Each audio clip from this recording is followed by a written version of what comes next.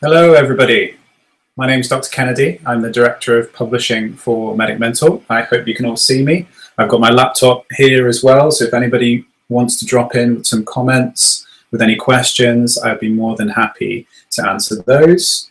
Looks like we're going live now. Excellent.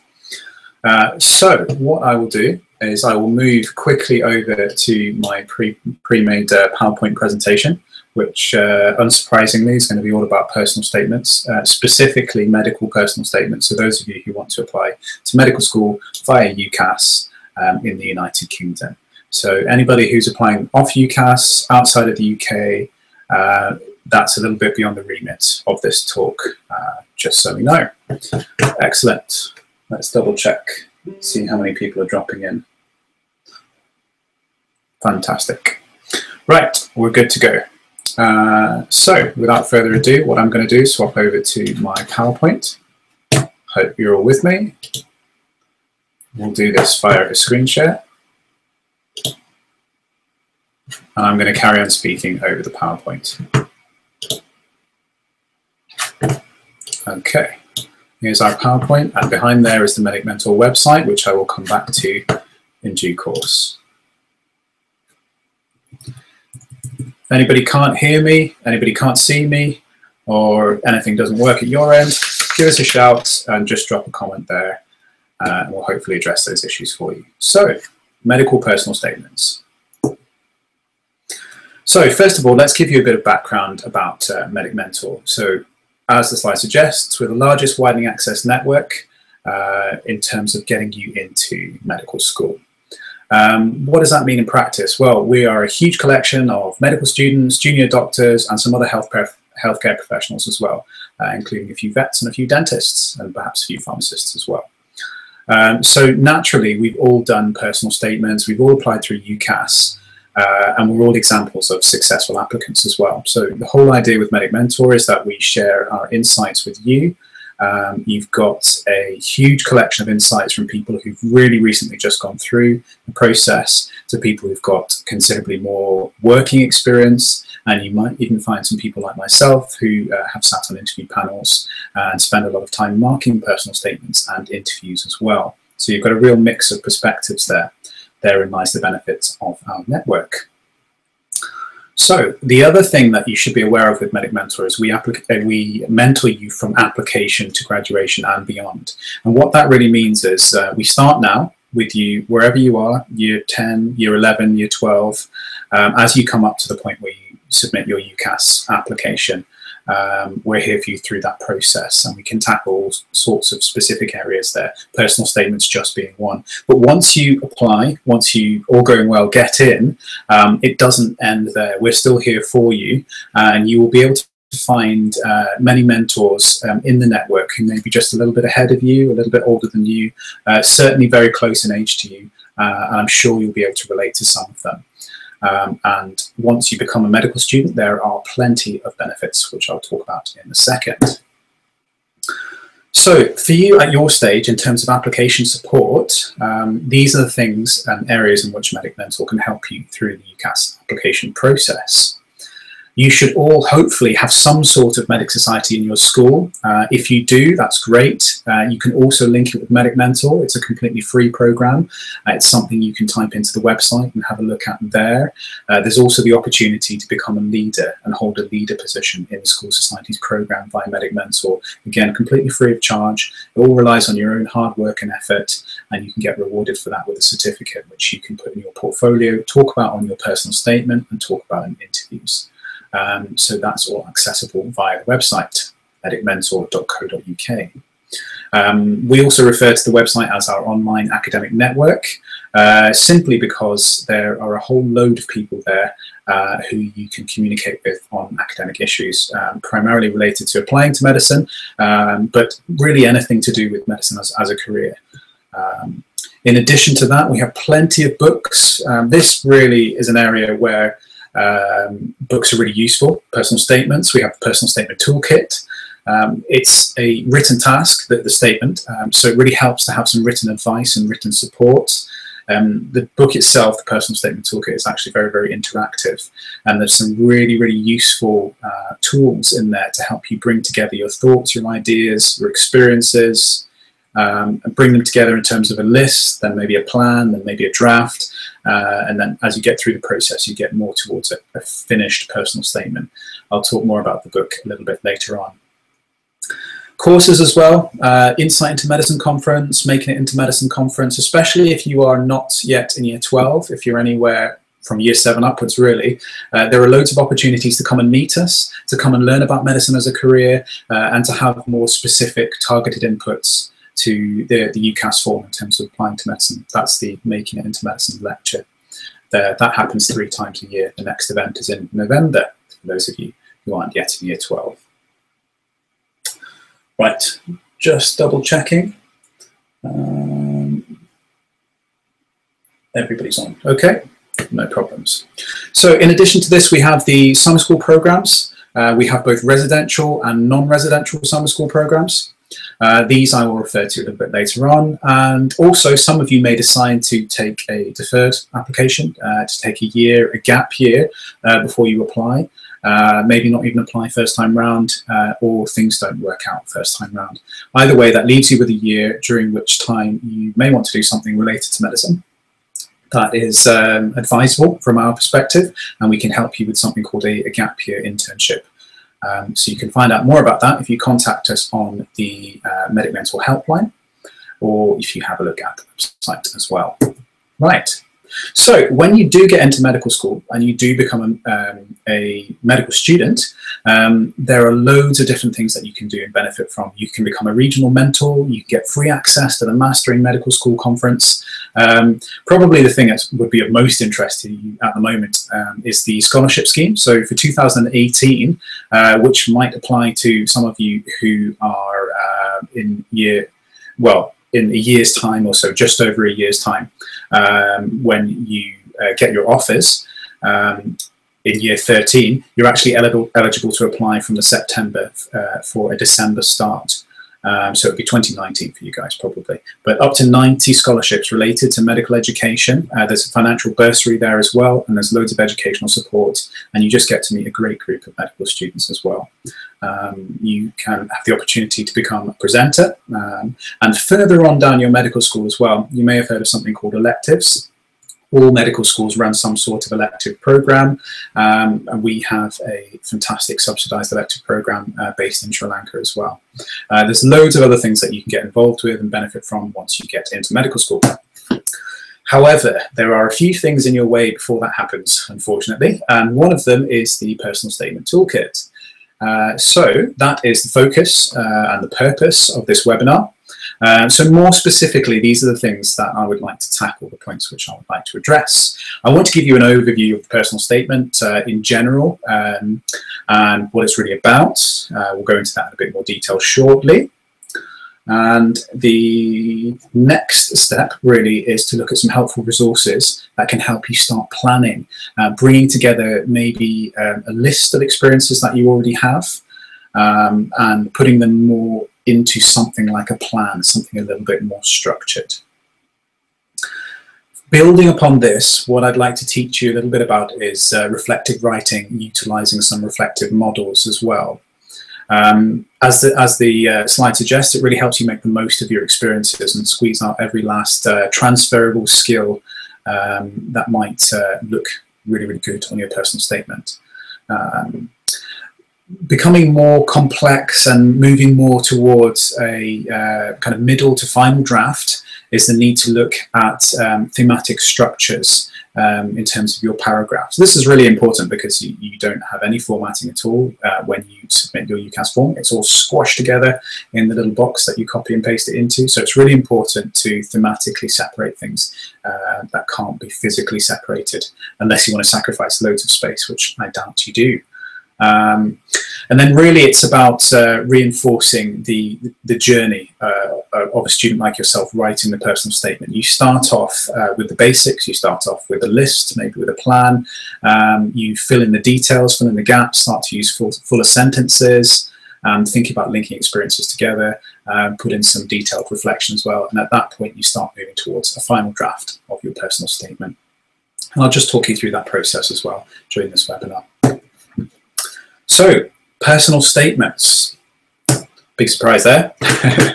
What I'm going to do now is I'm going to take you actually over to the Medic Mentor website, because there is a resource that will be really useful for you guys. If anybody doesn't have a login to the Medic Mentor website, now is a good time to get one. It is completely free.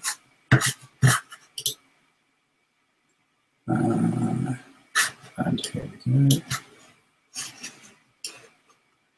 So if you do have a login and you are able to log in, and in fact you've got the website in front of you, down on the left hand side of the screen, let's have a look, is the resources section. So if you're able to click on that, you manage that, then slide down a little bit here, bottom right hand corner, there's something called the Personal Statement Plan template. You can double click on that, and this is what it looks like here.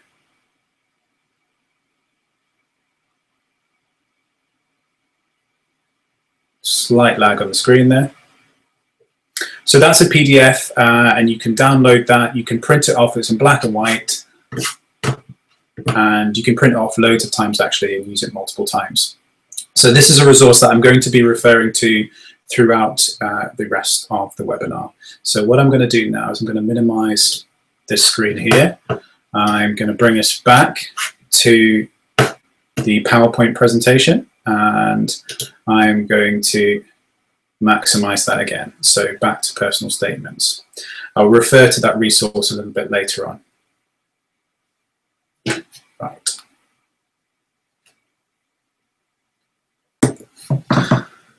So, basics. This is quite a wordy slide. I apologize that there's lots of words there, but they're all really, really important.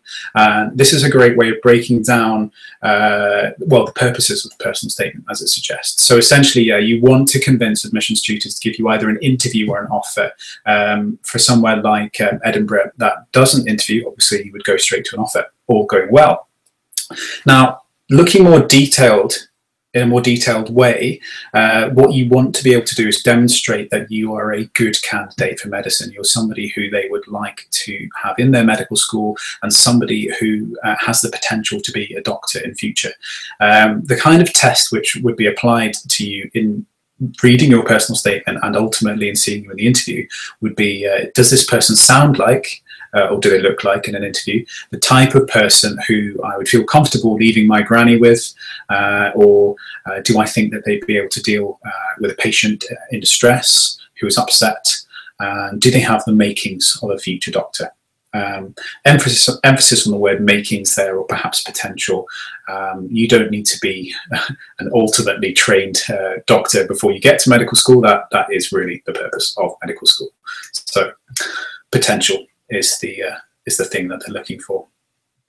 But in addition to that, you have to demonstrate insight into the career. This will become evident as you supply all of your work experiences, your shadowing experience, your volunteering experience, and any experience you've got working with people. And it's really an overall impression that you give from the personal statement. So you can actually use the words, I have, a clear insight into the career and insight into medicine, and it does help signpost them. So make it really clear that that's what you're talking about, which is great. That does help. It is what we call a buzz phrase, but really it's the overall impression that's left in their minds that matters. So just remember as well that there are some subsidiary purposes, some other things that the personal statement can be used for, primarily for screening purposes. So if there's anything on the personal statement that worries you, anything that sounds like it's not representative of a future medical student or a future doctor, then it could be the end of the road for you.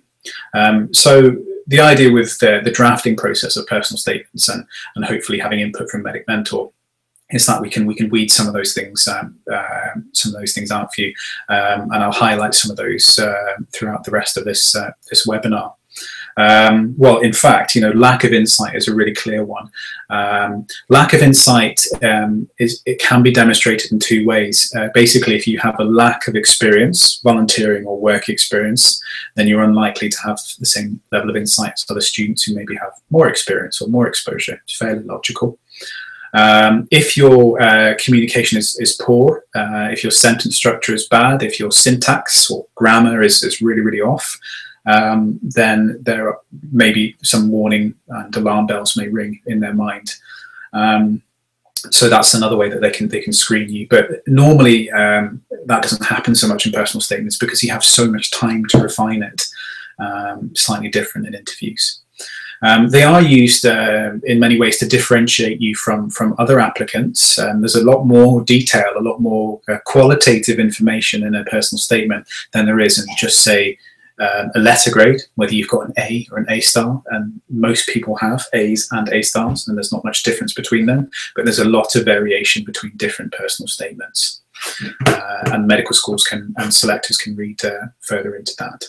The other thing that's really important about personal statements is that they need to corroborate, which means they need to mirror the reference, the academic reference that you get from school. So there are some students who provide excellent personal statements. They're well refined, they're well thought out, they're well written, they're well evidenced, they're full of evidence of exposure to medicine, and they really do demonstrate exceptional insight for someone at your stage.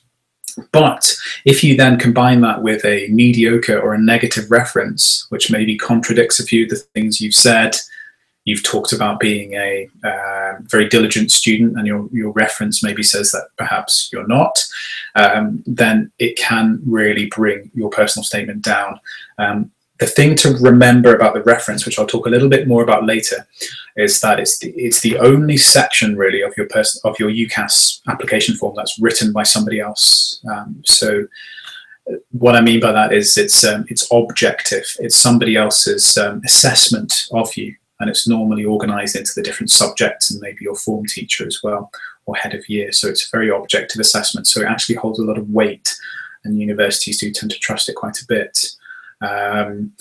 In an ideal world, your reference will reiterate how keen you are in a career in medicine, how long you've been interested in it for, and how well you do in your subjects because you're trying really hard to get into medicine. And that's great. That's what you're aiming for. So we'll talk about references a bit later on. So straight in with the basic structure of the personal statement. Now, before I begin, I'm just going to double check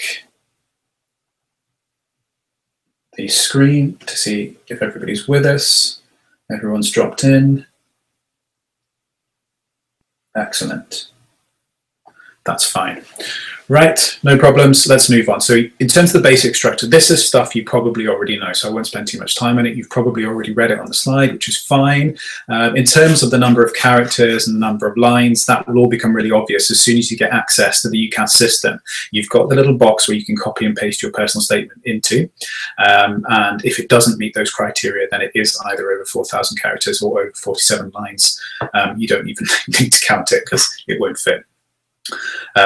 Just in terms of counting the lines and the characters and the spaces, just be careful. Some word processors, including Microsoft Word and Pages and things like that, they don't always count the spaces. So just make sure it's set as well. So yeah, just a minor thing, but it can be a real issue if you haven't checked, copied and pasted into that box until you get to the very end and you're about to submit your personal statement with the rest of your UCAS form and something doesn't fit and you have to take a sentence out, or perhaps even worse, an entire paragraph. So preparation is key there. Only takes a few seconds to do. So it's really short. It's totally unformatted. We're talking 5 to 8 paragraphs. Some people actually end up writing less than 600 words if you write long words. So just bear that in mind. It's not a lot of time, not a lot of space to say some really, really important things about you and really make your case well. So structure is key, which we'll talk in more detail about on the next slide. But taking it back to the very, very start, indeed, where to start your personal statement, This is something that that many students really struggle with. They don't know whether they should just start writing straight away. They don't know whether they should make lists, whether they should have a plan, whether they should use mind maps, whether they should talk to other people, or what a lot of students do, which can be fairly negative actually, is just reading loads and loads of other people's personal statements, successful or otherwise. The key thing to remember about the personal statement is it's in the name, really personal. It has to be all about you, and some tricks and things that other people have used might not necessarily fit into your personal story. So just remember that, and also beware anything that might constitute plagiarism. Most universities nowadays have systems to identify if you've copied and pasted anything from anywhere else that's been previously published. Anything from sort of like a line or more, they can highlight, or repeated phrases, even if they've got more sophisticated software. So just have that in the back of your mind. Probably won't be an issue for you guys. So yeah, it's always good to think before you do anything, but it helps to just sit down and organize your thoughts and maybe start getting it down on paper. Some of you may already have lists, may have basic plans or even basic drafts. Some of you may have made detailed or structured lists while you were on work experience already, in advance of actually preparing your personal statement, which is very, very sensible, and it just helps jog your memory. What realistically happens is students have done lots of different experiences, voluntary, shadowing different places, maybe even different countries, and you may have made a few notes on paper, some on the computer, and they're a bit all over the place. So the idea is to sit down, have a think, bring all of those together, and at this stage, what I would suggest is try and be chronological. So try and make sure you start at the beginning. It's always the best place to start. When you first decided that maybe medicine was a career for you, or when it occurred to you, think about your earliest pieces of experience. You may have had some personal experiences before you had structured volunteering or shadowing, or clinical medical work experiences. Those are also potentially useful. And then try and get them all down on one piece of paper, perhaps, or on a laptop, or just get them all down in one place. Start to have a think as well about the types of skills involved. So as well as what you did, what you saw, your work experience, volunteering experience, or any personal experiences you have, think about some specific knowledge, medical knowledge, maybe medical terminology that popped up, and think about some basic insights as well. Some things that you learned about a career in medicine, which you just didn't know before, or you really weren't aware of, things that you're now open to, and more aware of. So at this point, really, you should be starting to think about links between what you did on your work experience, what you learned on your work experience, what you saw doctors do, maybe other healthcare professionals, and what you might have to do in the very near future. So this concept of links we will come back to again and again and again. Everything is linked together, and you'll see that some of the more detailed structures we use are in fact cyclical. So it's one long continuous link, to be quite honest. And yeah, just think about these skills, these insights, these pieces of specific knowledge, how they are personal to you, how your particular combination of skills, knowledge and insights might make you a better medical student, how it might help you during medical school, how it might make you a better doctor. And really, this is what's going to make you a better candidate. And it's things that you need to have in your mind and refine them and speak about them at the interview, in addition to writing about them in your personal statement. So, writing things down, getting things down all in one place, it helps to really have structure even at this point. So some people tend to write long lists, which is what I did initially when I was writing my personal statement, and it was a bit disjointed, it was a bit all over the place, and it was a bit hard to dip into and take out the skills, the insights, the links and the experiences. So a really good way to start preparing and doing what I would call a pre-plan for your personal statement is maybe create a table for yourself, something like this. This helps you separate out all of your experiences. You can separate it down to just what I've been talking about before, knowledge, skills, and insight.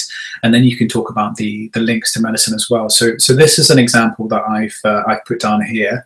And you can see from one placement, a care home placement, you've actually got 3 levels of stuff that you've got out of it: knowledge, skills, insight. And then from those, they combine and develop into a more detailed link to medicine. So there's a lot of information that you can get out there from a care home placement, and really this is just about talking to patients in a fairly medical setting outside of the hospital. So you can think about it in terms of how many placements have you got: volunteering, work experience, personal, anywhere completely outside of the hospital and not clinical at all. You can pop these down here as well, because they may well have what we call transferable skills, which are exactly what they sound like. They're skills that you may have learned outside of a clinical context. They may have been nothing to do with doctors at all. Certainly in terms of your extracurricular skills, sport, music, drama, you can do exactly the same thing with that. You can pop them down here. Your experience may be in the rugby team or the netball team. And you can think about the skills, insights in terms of teamwork as well. And all of that links to medicine as well. And later on, as you get to writing a more comprehensive, detailed list, what I'll encourage you to do actually is to start combining experiences, and maybe experiences that are not obviously linked. So a care home placement with a hospital placement, or even a hospital placement with your extracurricular activities, and link them via those transferable skills. And the idea is, at the end of this process, you want to be saying things like, I recognise the importance of these skills in doctors, in healthcare. I've prioritised the development of them in myself. Here's the evidence for that. I now feel that I'm particularly good at communication, and I understand the need for adaptive communication in a specific setting such as this. Therefore, overall, I think I'm well prepared for a career in medicine for that reason. Certainly, any communication challenges that might come my way, I'm well prepared and adaptable. Again, it all makes you sound like a good candidate. Right, just while you're looking at that slide, I'll check the screen here. So we've got a few questions here. Whilst you're looking at those reflections, what I'm going to do is I'm going to read some of these questions here. So dial 123 says, "Hi Dr. Kennedy, if I don't get to medicine this year, I think I'm going to do a degree and apply for graduate medicine." Right, so that's a specific question. That's a little bit beyond personal statements. What I would suggest is call us on the mental helpline or send us an email via the website, and all the contact details are on there. Calling us would probably be best. We can have a really good chat about that. There's plenty of options. Another one from Fatima Shah. "My school told me that biomed is the best degree for postgrad medicine. Biomedicine is a very good and reasonable undergraduate degree for postgraduate application, but there are others. Again, maybe give us a call and we can talk about your specific situation via the mental helpline." Another question here from Elif says, "Would it be better to open your personal statement with a personal experience?" Good, we're talking about personal statements now, that's great. That sparked your interest in medicine, or with a summary of the role of a doctor and why that makes you want to study medicine? Elif, I would always go with something personal, for the fairly obvious reason that this is a personal statement, and summarizing the role of a doctor to another doctor is probably not going to be the most insightful thing, and maybe a little bit repetitive. Summaries really should come at the end of your personal statement, and we'll talk about those a little bit later on. Let me read a couple more before I move on. Let's have a look. There we go. Aha. I've been told by Dr. Yates that I will take questions once the presentation is complete. So what I will do is I will actually move on. So back to reflections. So this might be a new concept for some of you. Reflective practice, reflective writing, it's something that's ingrained in medicine. It's something that we do a lot on a day-to-day basis. It's how we kind of eat, breathe, and live medicine. But we use it a lot when we're writing anywhere from patient notes to essays to scientific things as well. Reflection is always a great tool that helps us to make the most of any situation, primarily to improve the quality of care that we give and to make sure that patients get the best possible treatment. But for you guys, reflection is a great tool to help you get all the information you need down on paper, as in your personal statement. One of the worst things about personal statements is repetition, and in addition to that, where you speak a lot but you don't really say anything, or you write a lot but you don't really make any points. And this is what these reflective models will help you with. They help you to economize your words and make sure that every word counts and that you're not wasting space. My personal favorite is the Gibbs reflective cycle. Now, there's a reason why this is my favorite, and there's a reason why I think it's the best. It's not just because it's the biggest and because it's the longest. It's actually because this is what's used in the NHS e-portfolio. Doctors are very familiar with the Gibbs reflective cycle, and if you answer questions in writing or verbally in an interview according to the Gibbs reflective cycle, it will ring tiny little alarm bells in their mind, and they'll think, actually, this sounds pretty reflective to me. This sounds like reflective practice. It sounds like they've learned something and they've reflected upon it. So, which is exactly the impression that you want to give. You may have been taught this on a basic level in terms of something like P or peel at the bottom of the screen here. And this maybe in your history or GCSE English or something like that. It's a similar sort of thing, but it's slightly more expanded. And there's a couple of other models there which might be a little bit more easy for you guys to digest.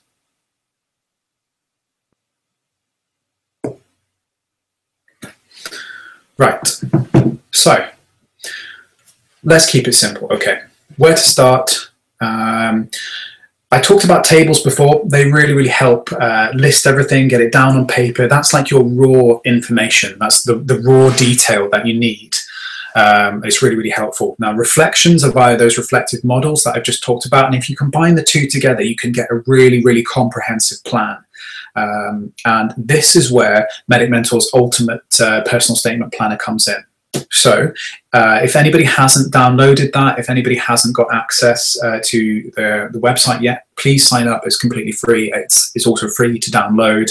It's something you should print out and write all over. So I'm just going to escape from here, and I'm just going to bring it up and talk about it in a little bit more detail. Where have we got it? Personal statements. Here we go.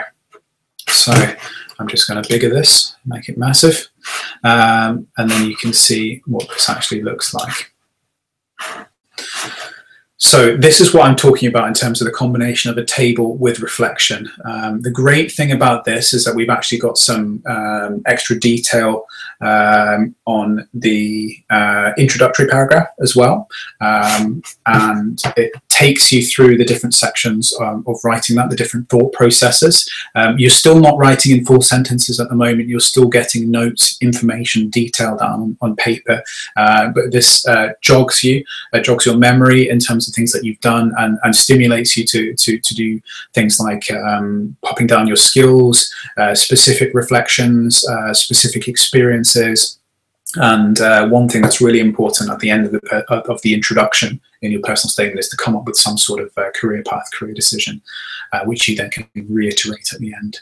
So you'll see that the rest of the paragraphs are, the guidance is identical for those, because these are all in the middle section of the personal statement, which we'll talk about shortly. You can see there's opportunities here to give detailed reflections. This here is Borton's model that we've used on the left, but you can substitute that for the Gibbs reflective cycle as well if you want to.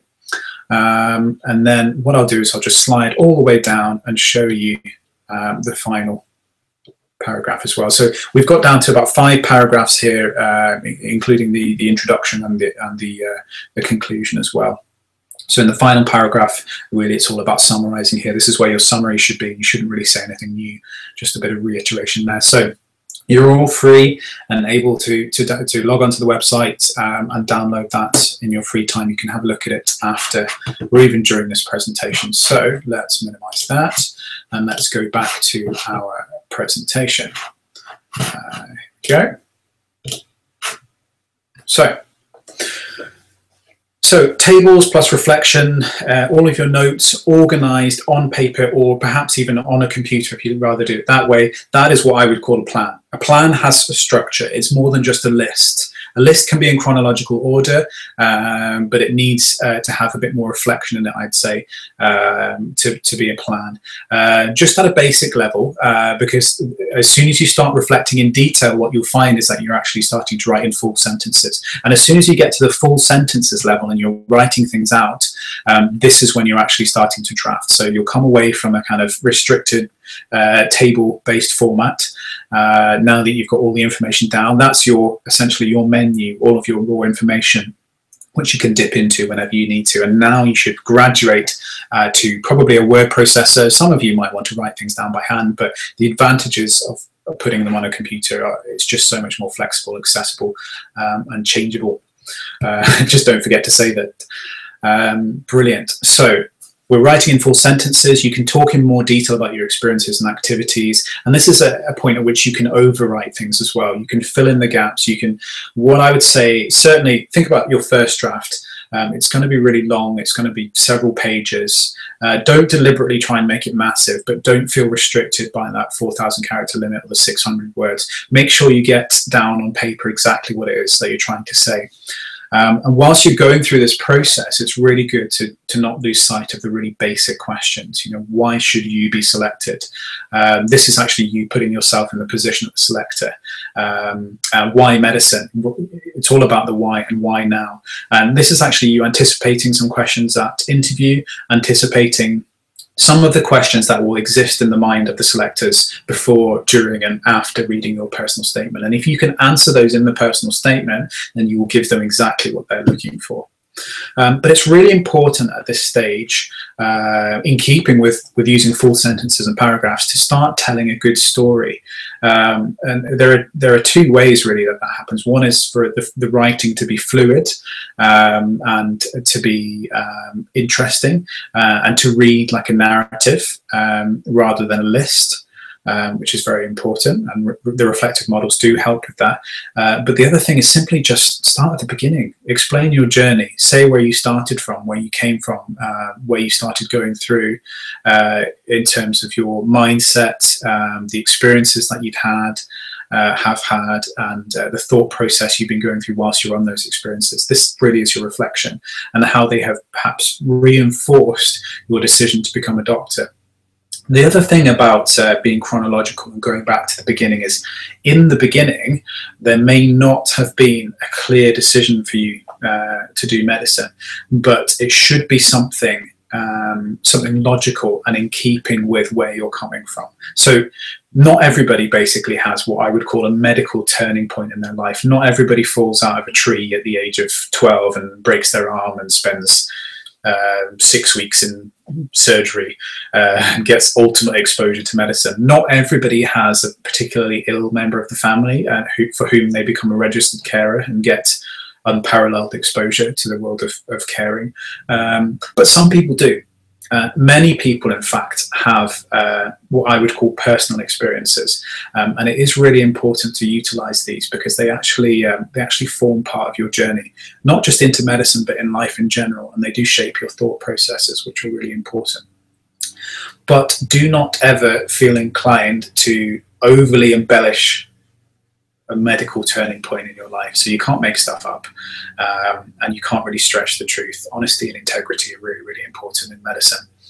But humble beginnings are absolutely fine. So if you are coming at medicine from the age of 14, 15, during your GCSEs, or maybe when you kind of decided on your options and realized that you were good at science, realized that you were maybe good at languages, enjoyed working with people, communicating with people, but really loved biology, particularly human biology, and really felt that you wanted to combine both of these aspects in your future career, that's a really logical starting point for medicine. If you are good at working with people, communicating with people. I'm good at science, understand the scientific methods, and enjoy learning things. That's a really good starting point for medicine. It's humble, but it's absolutely fine. They're not really going to judge you on that. What they're going to judge you on is how you've actually informed your ultimate decision to apply to medicine. Because ultimately, when you submit your personal statement along with your UCAS form, you're saying, I have now decided to pursue a career in medicine. They want to know how you've tested that resolve along the way, and how you've exposed yourself to the career, how you've gained insight, observed the skills, developed those skills in yourself, and now feel like you're not only a good candidate for medicine, but you think this is definitely the right career for you. So you're right for medicine, and medicine's right for you. And that's what you're aiming for in a personal statement and an interview. So let's look at the statement superstructure. This is very much what I've talked about. This is how a story plays out. All stories have a beginning and a middle and an end. All essays that you may have done in school and that you will do in the rest of your life, they all have an introduction, a middle section, maybe multiple middle sections in a scientific essay, and then a final conclusion, a bit which comes at the end. Scientific essays are slightly different. This one you can think of more like an English essay or a history essay.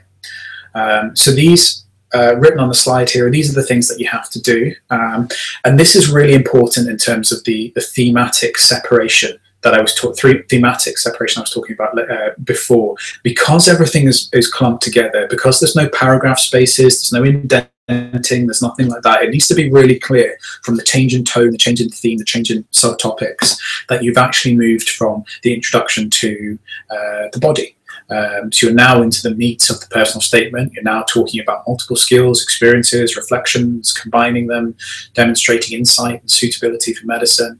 And there should be, again, a definite thematic change when you come to the conclusion, where you obviously start summarizing, you start concluding overall, and reiterating your desire to pursue a career in medicine, and just saying how all of your experiences, personal, clinical, extracurricular experiences, volunteering experiences, how these have all reaffirmed your desire to become a medic. And they've all helped you to understand that it really is the right career for you. You've developed a realistic insight, and you're making an informed career decision. And then just round off nicely. I personally, I would always thank the selectors. And some people worry that they're using valuable space, but I think that's entirely the point, actually. If you're prepared to sacrifice some valuable space just to say thank you, it's very, very courteous, and it's a bit slick as well. It's you prioritized being courteous, which is what you should always do in medicine. You know, it's demonstrative of a skill that a doctor would have. So looks good. So that was the overall structure, the beginning, the middle, and the end. When you drill down into individual paragraphs, of which you'll have somewhere between 5 and 8, this is where you really need to start bringing in your reflective models. And the thing I really love about these, particularly the Gibbs reflective cycle, is because there are, let's have a look, 1, 2, 3, 4, 5, 6 points. And if you can write a sentence about each one, maybe a sentence and a bit, 6 sentences, 6 to 8 sentences, what is that? That's a paragraph. So you've got everything pretty much written down.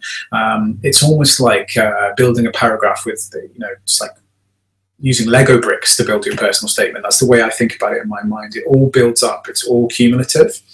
And the way the Gibbs reflective cycle works is essentially you are asking yourself questions, and you are answering these questions. You're writing them down, and by writing all of this down, you can easily demonstrate things like transferable skills, insight into medicine, buzzwords and buzz phrases. And it's that type of structure, again, that will really ring bells in their mind. So that's the Gibbs reflective cycle in practice, and that's how you make a paragraph, essentially. So 5 to 8 times, and then you've got a full personal statement. Simple as that. Easier said than done, perhaps. And obviously, the introductory paragraph and the conclusion paragraph will require a little bit of a slightly different approach. When you take it to the next level and you start moving to your more detailed drafts, your middle and final drafts, what you'll actually find yourself doing is doing a compound Gibbs reflective cycle, because what you will actually bring in is multiple examples, multiple experiences. In the one paragraph, for example, you might talk about your extracurricular activities in the Duke of Edinburgh in contrast and combination with your medical work experience observing general surgery in a hospital, and also perhaps your GP experience. And it looks quite slick when you're able to bring sort of 2 to 3 examples together in one paragraph. And if you think, let's say you've got 5 body paragraphs and you have at least 2 examples of clinical work experience, volunteering experience, and personal and extracurricular experiences, then you've got at least 10 experiences in the body of your personal statement alone. And then you've got the introductory paragraph and the conclusion paragraph as well. And it really becomes quite a rich personal statement. There's plenty of stuff in there. Going back to paragraph structure. So that's really the level that you need to get to when you're writing your final draft. It will be after several revisions, and multiple people will have a look at your personal statement. Just a word of warning there, really. I mean, some people say too many cooks spoil the broth, but also you don't want to miss an opportunity to get valuable advice and input. I always use the expression, ask the right questions of the right people. So it helps to know if somebody who's giving you advice has actually written a personal statement. Has it been a successful personal statement? Has it been a successful medical personal statement? Is it recent? Are they perhaps applying to the university that you're applying to? These are questions that are worth asking, and these are some of the benefits you can get from Medic Mentors. But at the same time, you shouldn't disregard input from other people around you, such as parents and teachers. Some of the best feedback that I got on my personal statement when applying to medical school was from an Italian professor. And he said to me, look, honestly, Ian, I don't really know anything about the content of what you've written, but what I can tell you is you need much shorter sentences, and it altogether needs a much nicer, more jovial feel, and it does seem a little bit dry. And feedback like that's quite important, because just remember when I was talking about reading a story or telling a story, the people who are reading your personal statement are all human beings, obviously, all susceptible to things like boredom. And we all hate repetition as well, but as soon as we see something that reads really well, it's nice, it's fluid, it's punchy, and it's combined with good content as well, then that's really 2 sides of the coin that you need to think about. So teachers can provide some excellent inputs.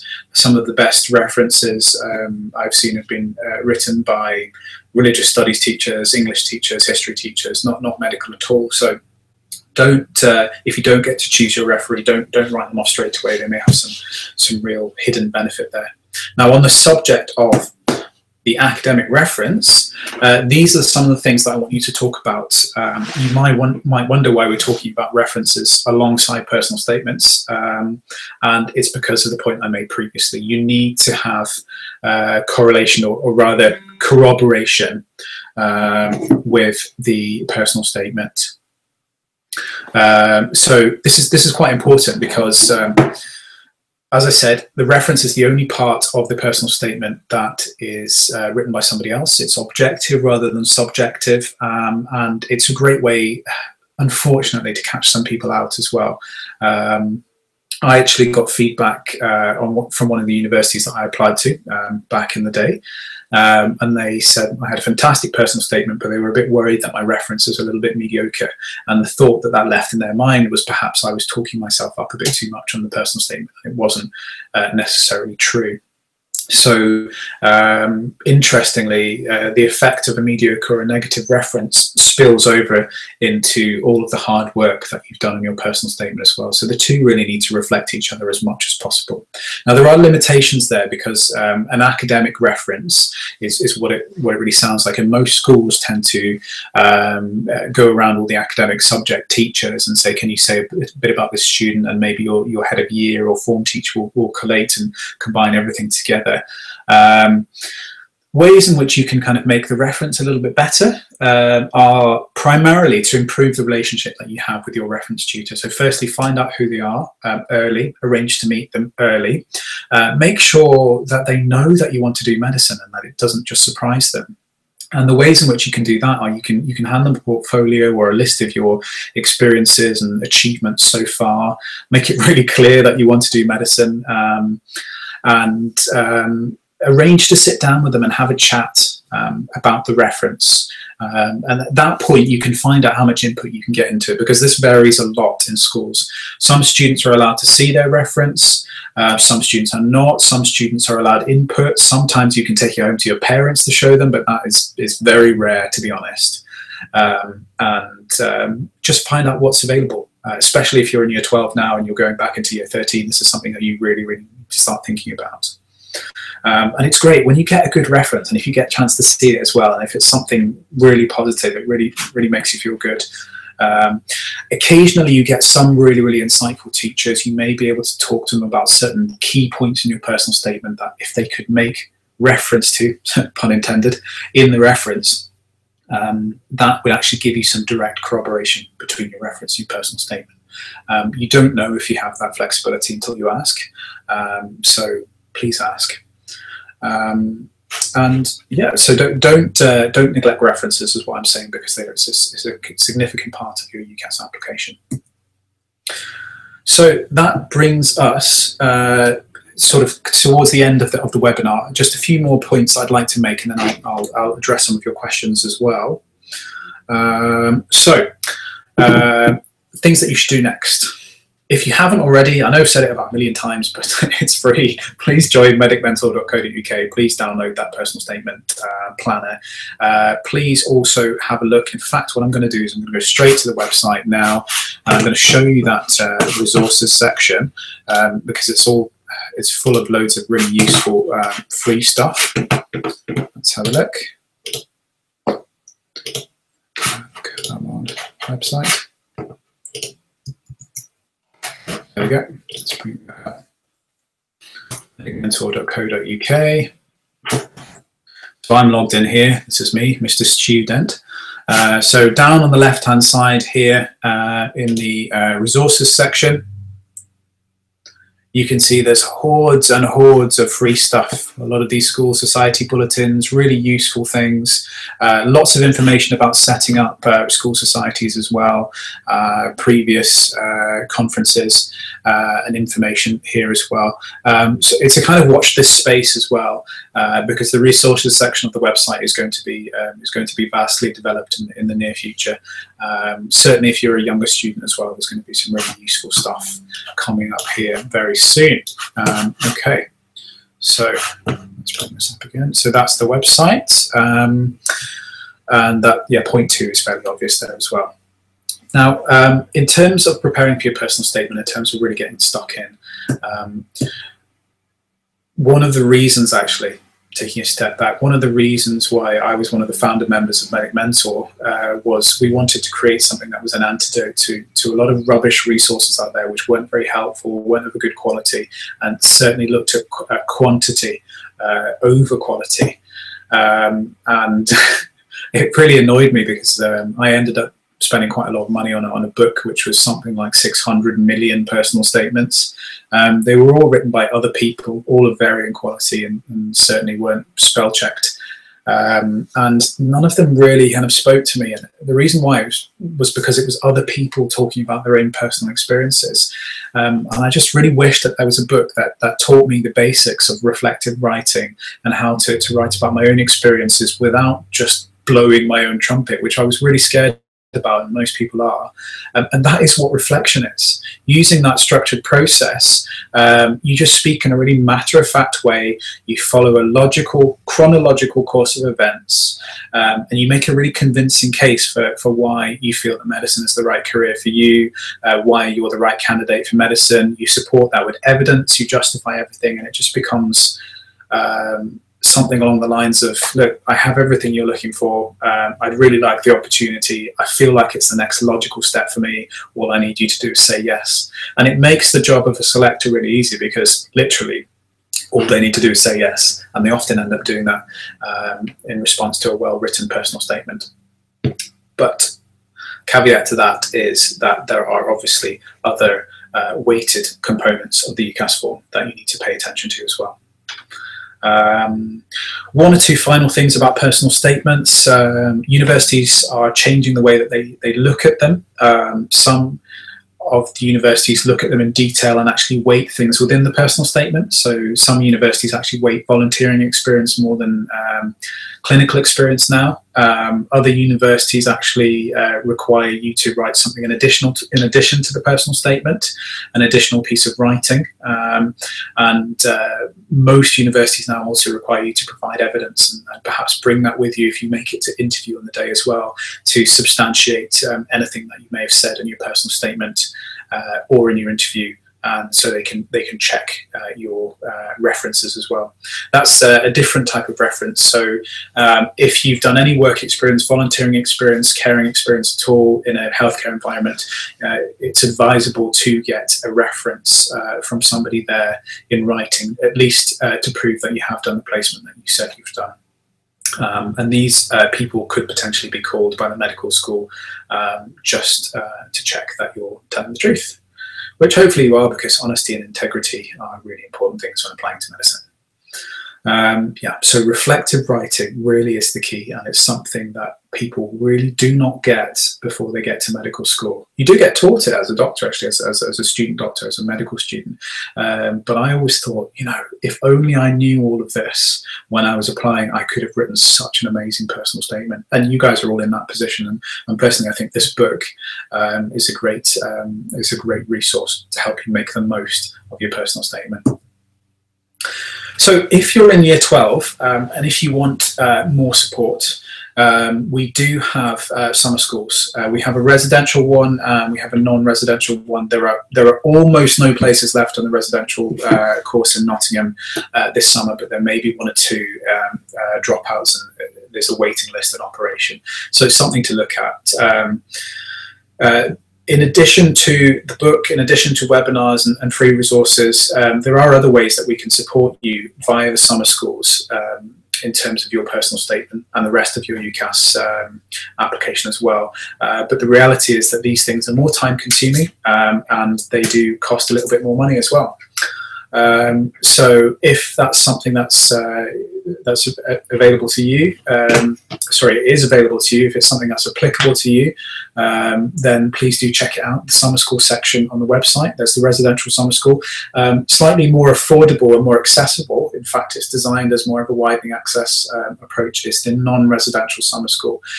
You've got about 80% of the benefit of the residential one, but for about half the cost, because there's no accommodation and food involved, and we just pass that saving on to you, again, as per our remit as a social enterprise. Also, for the non-residential summer school, there are student diversity discounts available as well, which reduce that cost by a further 85% as well. Fully funded tuition by Medic Mentor. So please do check that out. The non-residential summer school is happening in London this year. The others, unfortunately, are full. Summer schools are accessible via the website, medicmentor.co.uk. There's a summer school tab right at the top there. Okay, thank you very much for listening, folks. What I will do now, actually, is I will have a look at some of the questions that you've got, and I will answer some of those as well.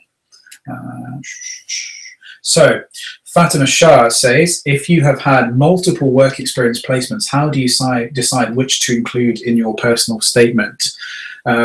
It's really difficult to include everything, and you may just not need to. But what you need to do is decide which ones are more valuable, which placements contain the most transferable skills, where you observe the most, and where perhaps you got the best insight into medicine, or it made you think the most, or perhaps was the best experience for reaffirming your decision to become a doctor. Another way to get around that is to talk less about each one and maybe combine similar work experiences together, especially if they're both in secondary care hospitals, or if they're both in primary care, or both in a care home environment, for example. If you've got anything similar, you can combine them together. And that's what I was talking about when you get down to the final drafting stage. You can even combine completely different types of experience together, linking them via the transferable skills. Okay, right. Let's have a look. Just to reiterate, if anyone's looking for the personal statement planner, it's in the resources section of the Medic Mentor website. You do have to make an account and sign up for that before you can log in, but that is free. It just takes 5 minutes or so to fill in those forms online. Okay. So, work experience.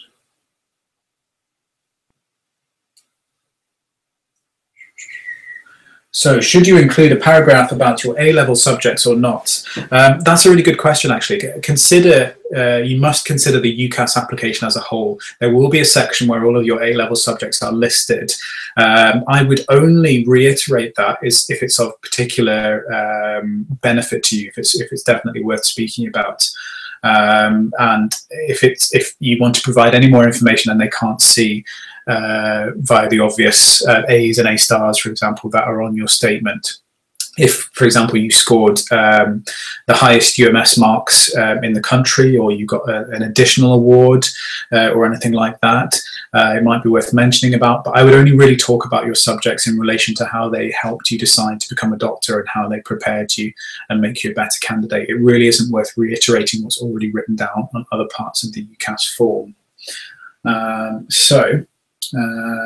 Let's have a look.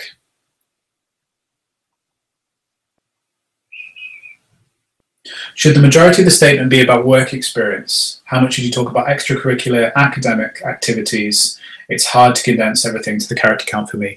Yeah, it's hard, it's difficult. And really what you're looking for is a good range, but quality is priority over quantity. If you've got too much quantity, you end up listing things. And then it sounds terrible. There's no real evidence of reflection because it's just a list, it's all description. So really what you're looking for is a balance, and then it can help to thematically separate your paragraphs. So maybe you do have one paragraph about personal experiences, extracurricular experiences, and another one more about hospital work experience, another one more about primary care work experience. But sometimes the best personal statements actually manage to transcend those barriers and make those links, as I keep referring to. And some people tend to instead separate their paragraphs according to the transferable skills and use those as their thematic separation.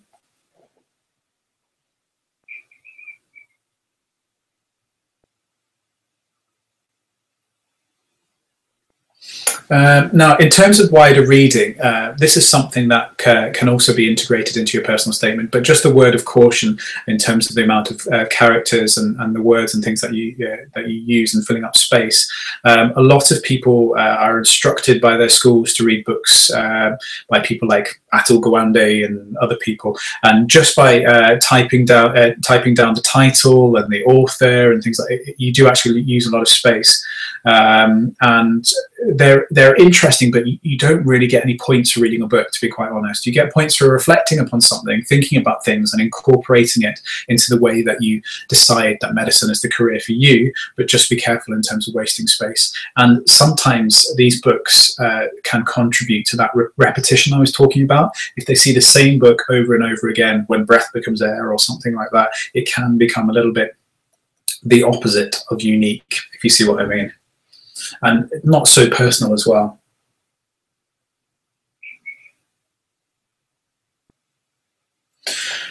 So Taking things over the word count. If at this stage, certainly if you're in year 12, you shouldn't be anywhere near a final draft yet, and you should be over the word count. You should be overwriting things and getting things down. I would suggest to get everything down on paper and then make some more value judgment decisions about what looks better and what sounds better, and then think about things that are actually saying the same thing. So if you've got multiple experiences which are just highlighting the same skill, and you're coming to the same conclusion that medicine is the right career for you because you've developed these skills, you've observed these skills, you may not be getting any more points by just listing another experience with similar conclusions. So try combining them, shortening your sentences, using compound sentences, compound paragraphs, or perhaps remove one of those experiences which isn't as good. But that's part of the sort of pruning process of bringing things down in terms of the word count.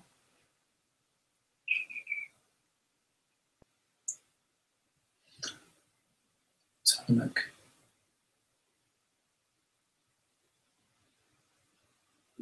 Specific, so specific illnesses you learnt about, specific conditions. If you've got something of great interest to you that you've looked at in great detail, maybe you've done an EPQ on it or your own individual research, it might well be worth talking about that. But just think about it in terms of your interview as well, because this may lead an interviewer to ask you more detailed questions about that. It's great if that's comfortable ground for you. If you've done a lot of wider reading, then fine. But you are clearly highlighting it to be asked about at interview.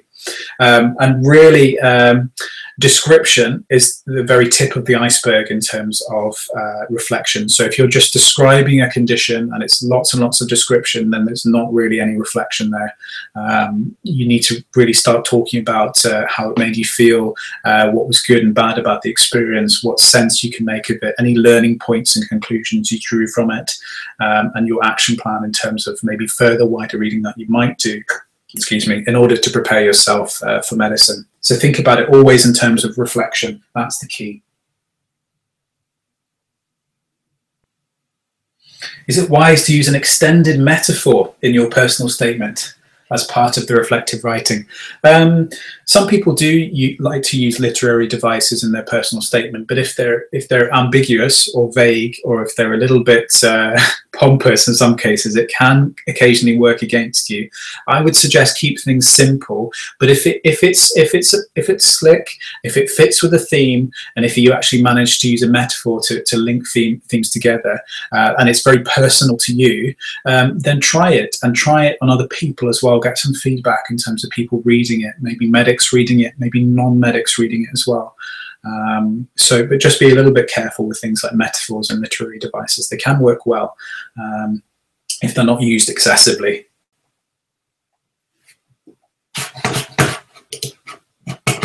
Right.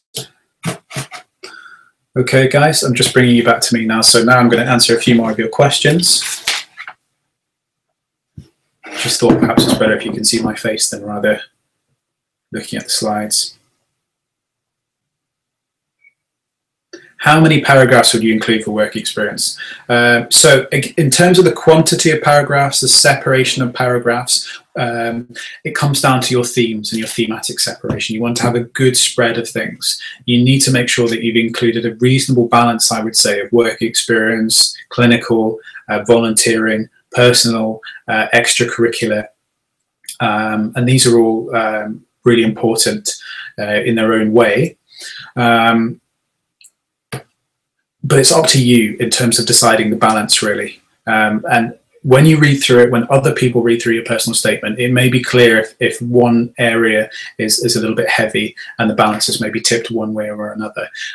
But essentially, whatever you write down, wherever it's from, the only thing that matters is what you have learned from that experience after having reflected upon it.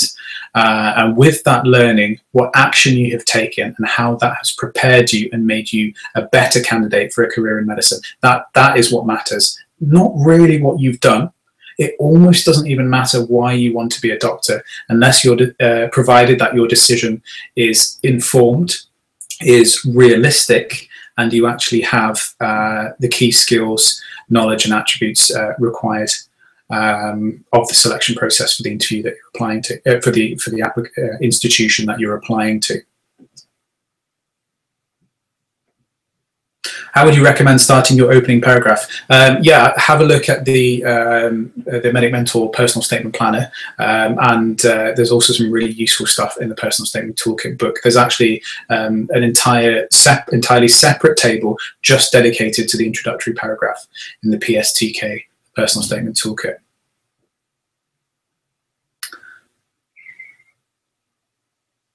Are all extracurricular activities worth mentioning? So extracurricular activities is one thing, but it's the same question that people tend to ask in relation to everything. How much work experience should I put all my extracurricular activities in? Does this count? Does this count? Does this count? And does this count? It's the same question, but just asked in a different way. That you have to decide whether it counts based upon what you've learned, based upon the skills you've observed, then you've acquired and developed in yourself, and how that experience overall has increased your insight into medicine and your suitability for a career in medicine. If it does all of that, then it counts. If it doesn't, then it doesn't count. But it's a value judgment, it's an evaluation that you have to make yourselves, and that's actually part of reflective practice.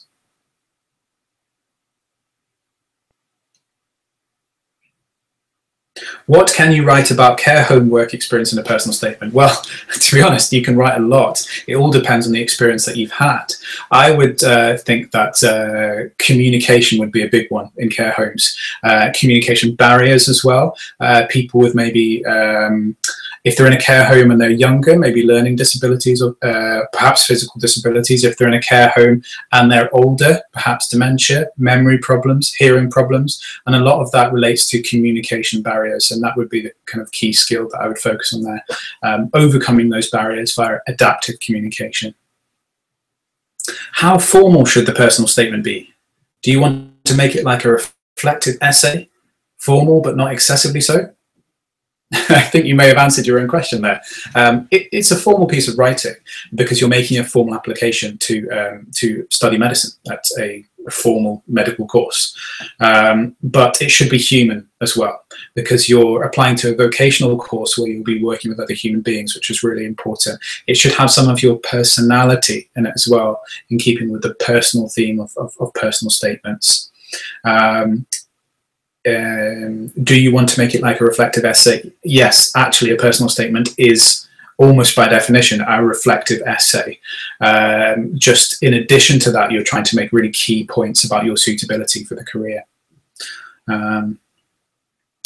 How can you link a sport with medicine in the personal statement, or not necessary?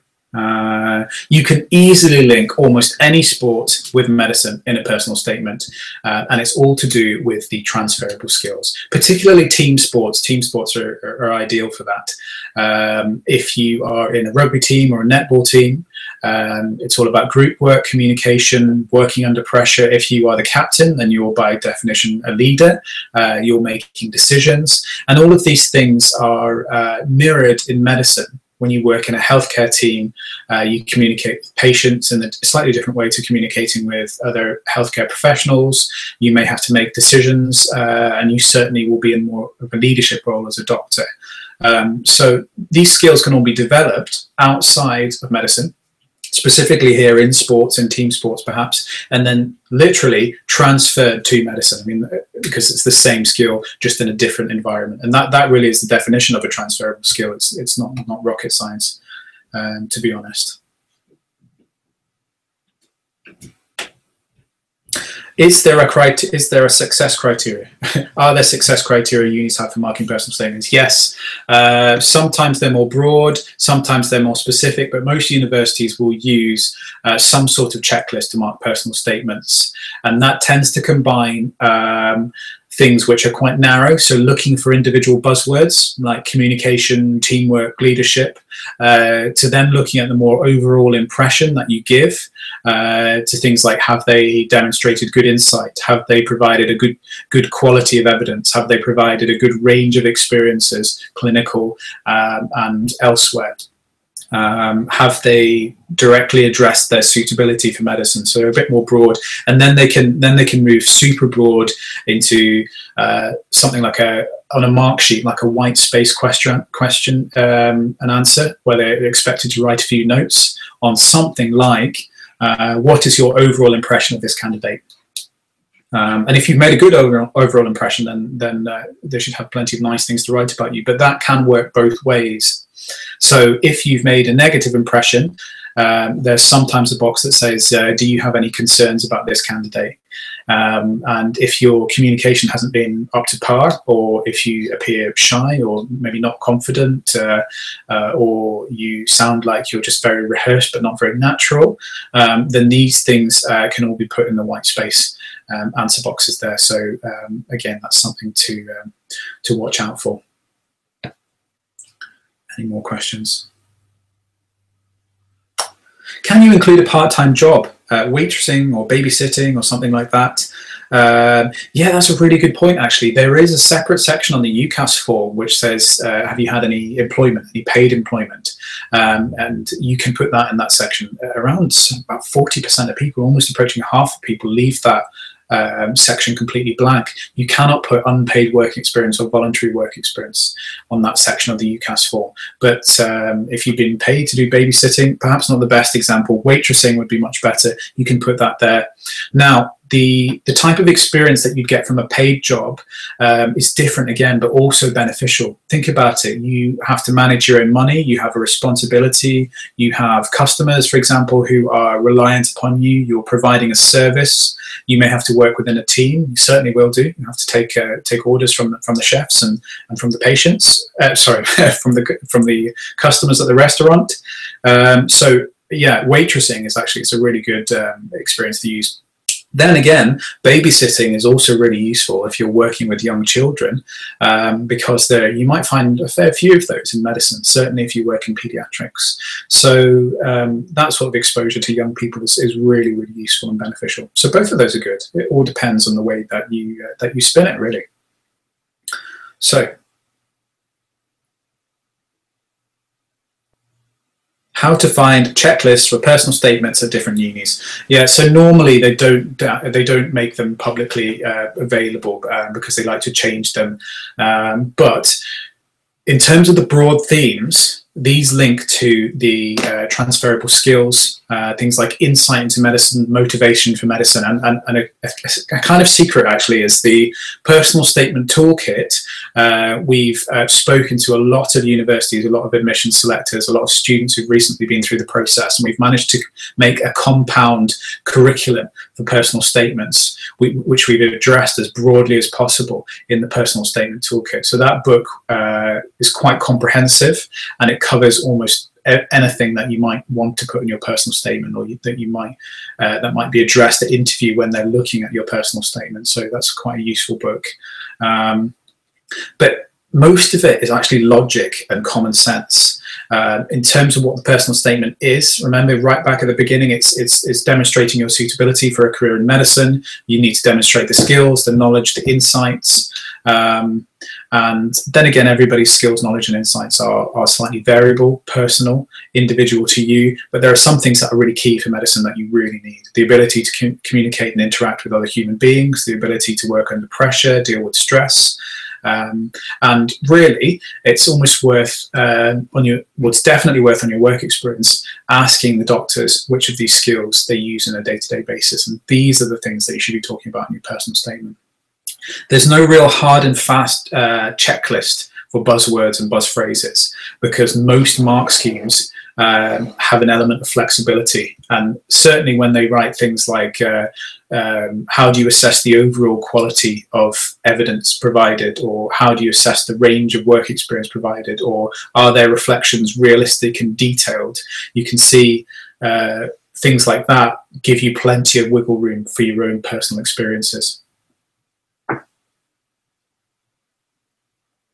But it's worth speaking to students via the Medic Mentor website who have recently been through the process, and any questions that maybe they were asked to interview about their personal statement, and any feedback that perhaps they got on their personal statements. And all of that is freely accessible via the website once you've signed in, if you click on the mentors directory and speak to some of the medical students and junior doctors.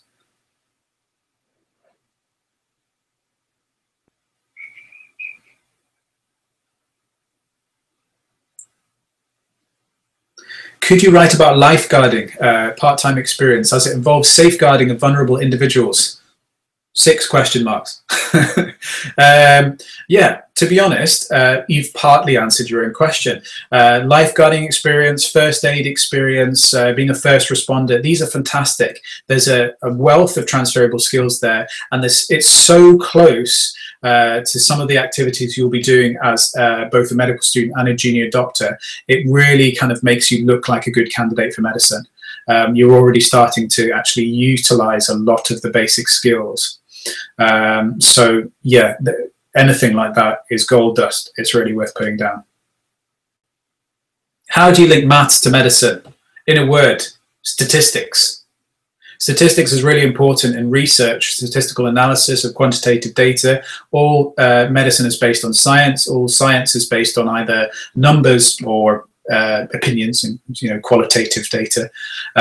So you will be taught basic statistics if you don't know it already in medicine. So if you already have a head start on that, that's great. And also having good math skills, specifically statistics, helps you if you are reading any journals, and you can look, you can analyze things much more easily. So you've got a head start above other people. Maybe you haven't done maths except at GCSE. So yeah, and also it's challenging, it's difficult. If you enjoy it, you can mention that. And maths is a science as well. It's considered as a science, and all medicine is based upon science. So there's plenty of links.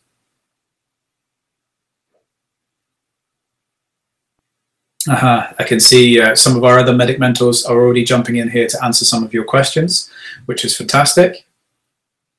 Another way to ask questions once this webinar is over, which will finish in about 10 minutes time, then you can, when you've logged onto the website, when you've signed up, you can actually find us or on the website. You can send us instant messages like this when we're online, or you can send messages to our inbox, or you can send us emails to the admin team or specific departments. You can ask us plenty of questions after this webinar. So there's plenty of ways to get in touch.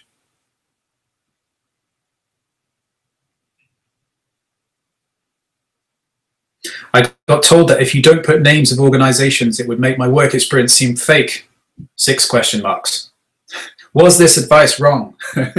So a lot of people are happy to give you advice. Whenever you get advice from anybody, just consider the context of it. Is it somebody who's applied to medicine recently? Is it somebody who is familiar with the application process? Is it somebody who actually selects people for a medical school? Or is it perhaps a teacher or a friend or a parent or a friend of a parent?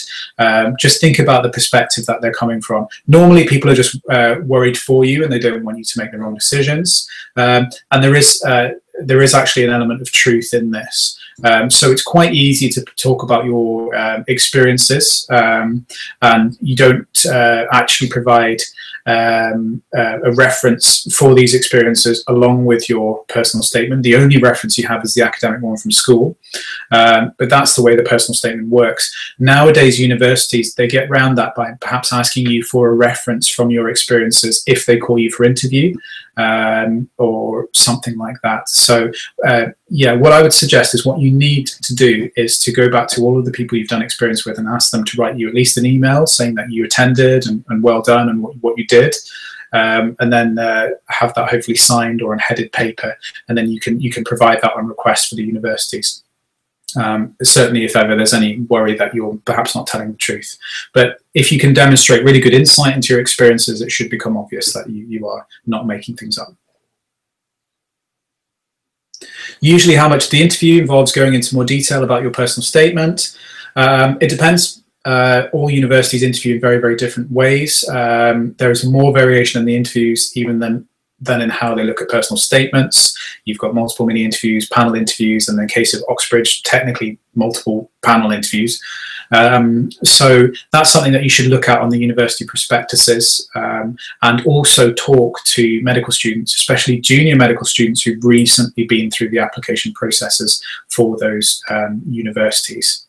Not all universities will refer to your personal statement at the interview. Some will have dedicated MMI stations on it, and some will talk about it at length in a panel interview. So there's a lot of variation there. Are we allowed to get feedback from us about your personal statement from Medic Mentor? It's only really something that we can do at the summer schools, just because it takes such a long time. So really you're looking at either the residential or the non-residential summer school in London. For the non-res summer school, there's also a student diversity option for students from lower income backgrounds, which reduces the cost by a further 85%. It's already half the price for the residential summer school, and at the moment that's the best thing that we have on offer. Unfortunately, we don't do anything like a send and return personal statement service that other organisations do. I would be wary of that, because if there's any element of anybody copying and pasting into your personal statement, it will be picked up by the university's plagiarism software. So other people could do that on your behalf if you send things away to them. So just be aware of that. Not most organisations are not like Medic Mentor. In fact, we're really the only one that's completely staffed by medical students and doctors. So just bear that in mind.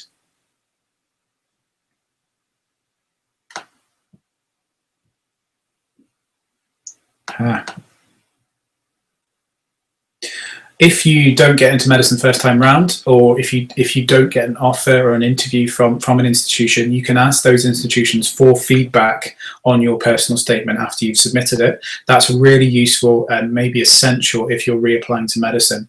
Certainly if your personal statement was a weak spot, if any of your work experiences or clinical experiences or extracurricular activities or the range of evidence that you provided wasn't up to scratch, then it's something that you can improve upon in a gap year.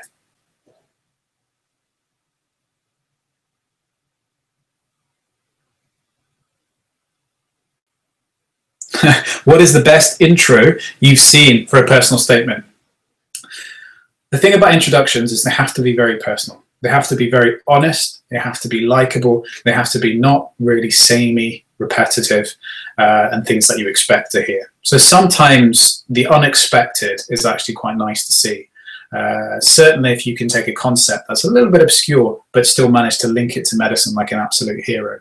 So the best one I saw was a student who said, the only thing that appeals to me more than the concept of becoming a doctor is caravanning. And I genuinely thought, wow, in my opinion, I could not think of a more boring subject or topic than caravanning. And beyond that, how on earth could you possibly link caravanning and caravans to medicine? Which, as far as I'm concerned, being that I'm a little bit biased as a doctor, medicine is the most varied and wonderful career that you could possibly go into.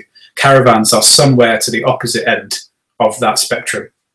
And yet, it turned out that this student had actually inherited some money from his grandfather who passed away, decided to buy a piece of land, buy some second, third or fourth hand static caravans, 4 of them to be exact, and set up a business. He then employed 2 of his colleagues over the summer, a couple of 16-year-old guys, and they set up this effective business. He had employees, he had responsibility, he had customers, he demonstrated money management experience, leadership, entrepreneurial skills, an incredible wealth of transferable skills, which went above and beyond almost any other personal statement that I've seen.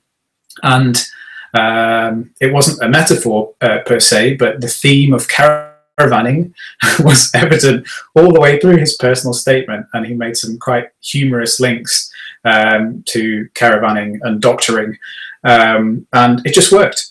It stuck in my mind, it stuck in the mind of the selectors, and when it came to deciding between him and other students who had similar academic qualifications, we all rather liked the chap who was a little bit too keen on caravanning, but certainly sounded like he'd make a good doctor on paper. So these things do stick in your mind. How do you mention working part-time at a pharmacy in your personal statement without the admissions tutor questioning you why you wouldn't rather pursue a career in pharmacy? Well, actually, it happened to me the other way around. I worked for 6 months every Saturday in a pharmacy, and I talked a lot prior to that about contact with patients and helping people in the community. And the doctor interviewer said to me, well, have you considered a career in pharmacy, because they're community based and you help a lot of local people and develop relatively long-term relationships. perhaps more so than hospital doctors. Fortunately, I'd had that experience and I was able to directly compare between the two and contrast between the two. And the reality is you should know the basic differences between the job roles of a pharmacist and a doctor. And you should have some reasoning as to why you want to be a doctor and not a pharmacist. For me, I felt that pharmacy as a career, you go to pharmacy school and you can only become a pharmacist after that unless you do further training or experience. When you go to medical school, you can become a GP, a surgeon, you can become a medical physician, you can go into all these wonderful specialties, you can do intercalated degrees, there's a possibility of doing an elective, you can do part-time PhDs and MDs, and it all came down to two things for me, really. I thought that medicine was a much more flexible career that would open way more doors and give me a lot more choice and utilize a lot more of the transferable skills that I'd been developing. But also I was very keen on a career in surgery at that point, which was something I was not completely blinkered on, but I wanted to explore further. And being keen on a career in surgery wasn't really compatible with going into pharmacy for me, because I would have to retrain as a doctor. And at the end of the day, all that really matters is that you've made a decision. It's your personal decision. It's informed, and you just say, you know, I have decided, all things considered, that I want to be a doctor and I want to pursue a career in medicine. And that's what they're looking for.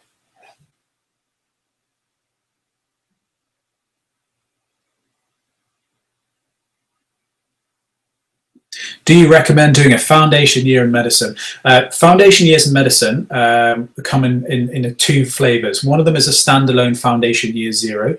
That's designed to bring people up to the same level as A level. So it's really for people who haven't met their grades or their potential in A level for whatever reason. There are normally loads of social and eligibility criteria there, and many of the access courses aren't actually recognized at university.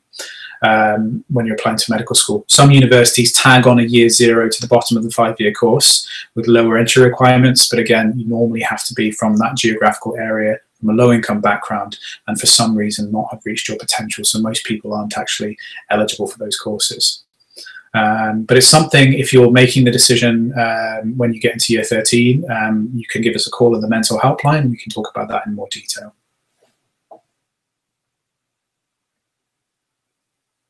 If I send a personal statement to a company for checking, possibly they can publicize some of my work and make it seem like plagiarism when looked at by unis. Yeah, exactly. You definitely got it right. It's a big risk sending your work to other people, because who are not sort of like healthcare professionals like us, because we have obviously strict code of conduct. We have to be honest. Integrity is really important. But if you send work out to a company like that, yeah, my colleague Dr. Yates is commenting on this now as well. There's always a risk. And she's just given a solution there to contact us at Medic Mentor.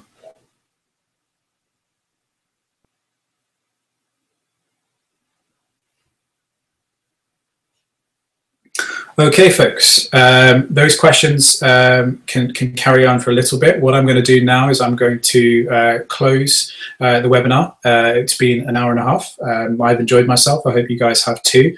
I hope you've enjoyed having an oversight, an overview of medical personal statements, and a bit more detailed information about reflection, how to start, how to structure, and how to develop your personal statements. Please do download that template.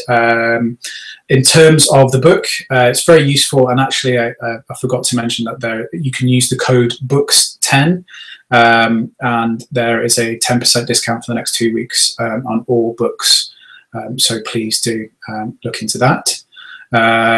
Thank you very much all for joining me. I hope everything turned out well at your side. I can hear myself fine, but hopefully it came across well.